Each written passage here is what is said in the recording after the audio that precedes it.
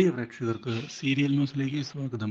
കൂടുതൽ സീരിയൽ ന്യൂസുകൾ അതിവേഗം ലഭിക്കുന്നതിന് ഈ ചാനൽ സബ്സ്ക്രൈബ് ചെയ്യുക. ബെൽ ഐക്കൺ മറക്കാതെ ക്ലിക്ക് ചെയ്യുക. വീഡിയോ ഇഷ്ടമായി എങ്കിൽ ലൈക്ക് ചെയ്യാൻ മറക്കരുത്. ഹോസ്പിറ്റലിൽ വെച്ച് ദേവബാല കണ്ടുമുട്ടിയിരിക്കുകയാണ് ഇഷയെ. ഇതേ തുടർന്ന് ഇഷ പ്രഗ്നന്റ് ആണ് എന്നുള്ള കാര്യം മനസ്സിലാക്കാൻ ദേവബാലയ്ക്ക് സാധിക്കുകയും ചെയ്തിരിക്കുകയാണ്. ഉടൻ തന്നെ ഇഷയെ ചെന്ന് കാണുകയാണ് ദേവബാല. ഇതേ തുടർന്ന് ഇഷയോട് ദേവബാല കാര്യങ്ങൾ സംസാരിക്കുന്നതിനായി തയ്യാറാവുകയാണ്. ചെക്കപ്പിന് വരുമ്പോൾ ഭർത്താവല്ലേ കൂടെ വരേണ്ടത്? ഇപ്പോൾ എന്താണ് രാഹുൽ നിന്റെ കൂടെ വരാത്തത്? ഇത് കേട്ടതിനെ തുടർന്ന് എന്തുത്തരം നൽകണം എന്നറിയാത്ത അവസ്ഥയിൽ നിന്നു പോയിരിക്കുകയാണ് ഇപ്പോൾ ഇഷ. സത്യങ്ങളെല്ലാം തുറന്നു പറയുകയാണ് എങ്കിൽ പ്രശ്നങ്ങൾ വഷളാകും എന്നുള്ള കാര്യം മനസ്സിലാക്കുന്ന ഇഷ ഇതേ തുടർന്ന് ഒഴിഞ്ഞു മാറി പോകാനുള്ള തീരുമാനമെടുക്കുകയാണ്. പക്ഷേ കാര്യങ്ങൾ അങ്ങനെ വിട്ടുകൊടുക്കാൻ തയ്യാറാകുന്നില്ല ദേവബാല. ഇതിന് പിന്നിലെ സത്യാവസ്ഥ അറിഞ്ഞേ മതിയാകൂ, ഇല്ലെങ്കിൽ കാര്യങ്ങൾ ശരിയാവുകയില്ല എന്ന് ഉറപ്പിച്ചുകൊണ്ട് ഒടുവിൽ രാഹുലിനെ ചെന്ന് കാണണം എന്നുള്ള തീരുമാനം എടുക്കുകയും ചെയ്യുന്നു. അന്വേഷണവുമായി ഇതേ തുടർന്ന് ദേവബാല രാഹുലിന്റെ അടുത്തേക്ക് എത്തിയിരിക്കുകയാണ്. രാഹുലിനോട് എനിക്ക് കുറച്ച് കാര്യങ്ങൾ രാഹുലുമായി സംസാരിക്കാനുണ്ട്. എന്നോടോ? നീ അഭിഷേകിന്റെ ഭാര്യയല്ലേ? നിനക്കെന്താണ് എന്നോട് സംസാരിക്കാനുള്ളത്? എനിക്ക് നിന്നോടൊന്നും തന്നെ സംസാരിക്കാനില്ല രാഹുൽ. നമ്മുടെ ജീവിതത്തിലെ വളരെ ഇമ്പോർട്ടൻ്റ് ആയ ഒരു കാര്യമാണ് ഞാൻ പറയാൻ പോകുന്നത്. അത് രാഹുലിൻ്റെ ജീവിതത്തിലും വളരെയധികം ഉപകാരപ്പെടും എന്നുള്ള വിശ്വാസം എനിക്കുണ്ട്. അതുകൊണ്ടാണ് ഞാനിപ്പോൾ രാഹുലിനെ കണ്ട് ഈ കാര്യങ്ങൾ സംസാരിക്കുന്നത്. രാഹുലിന് വേണമെങ്കിൽ ഞാൻ പറയുന്നതൊന്നും കേൾക്കാതെ പോകാം. പക്ഷേ ഞാൻ പറയുന്നത് കേൾക്കുകയാണ് എങ്കിൽ അത് രാഹുലിൻ്റെ ജീവിതത്തിൽ വലിയൊരു മാറ്റം തന്നെ ഉണ്ടാക്കും എന്ന് എനിക്ക് ഉറപ്പുണ്ട്. അതുകൊണ്ടാണ് ഞാൻ ഈ കാര്യങ്ങൾ പറയുന്നത്.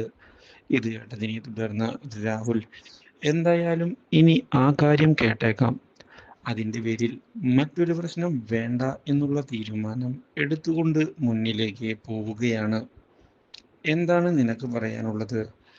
പറയാനുള്ളത് എന്തായാലും നീ പറയൂ, ഞാൻ കേൾക്കാം. ഇതേ തുടർന്ന് രാഹുൽ, നിങ്ങളൊരു അച്ഛനാകാൻ പോവുകയാണോ? അതിൻ്റെ സന്തോഷമൊന്നും മുഖത്ത് കാണാനില്ലല്ലോ. ഇത് കേൾക്കുന്ന രാഹുൽ ഒന്ന് ഞെട്ടിപ്പോയിരിക്കുകയാണ്. അച്ഛനാകാൻ പോകുന്നോ? ഞാനോ? നിനക്കെന്താ പ്രാന്തായോ?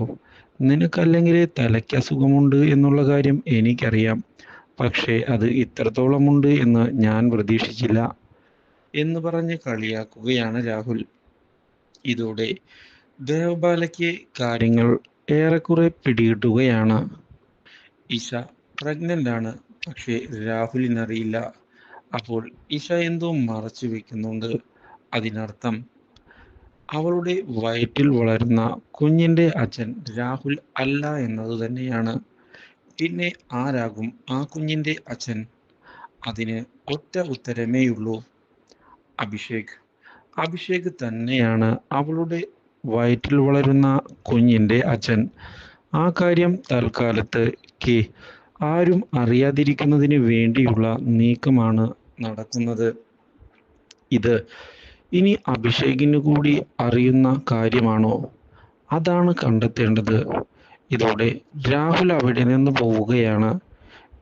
എന്നാൽ ഇതേ സമയം രാഹുൽ ഒരു മണ്ടൻ തന്നെയാണ് എന്ന് ഉറപ്പിക്കുന്ന ദേവബാല പക്ഷേ തന്നെ മണ്ടിയാക്കാൻ സമ്മതിക്കരുത് എന്നുള്ള തീരുമാനത്തിൽ എത്തിച്ചേരുകയാണ്.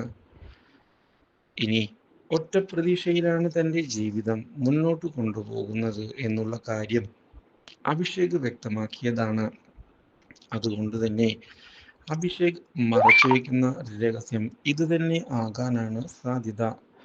സത്യങ്ങൾ കണ്ടെത്തിയേ മതിയാകൂ, ഇല്ലെങ്കിൽ ശരിയാവുകയില്ല. എത്രയും പെട്ടെന്ന് തന്നെ ഇതിനുള്ള ഉത്തരം കണ്ടെത്തി എൻ്റെ ജീവിതം രക്ഷിക്കണമെന്നുള്ള തീരുമാനം എടുത്ത് മുന്നിലേക്ക് പോവുകയാണ്.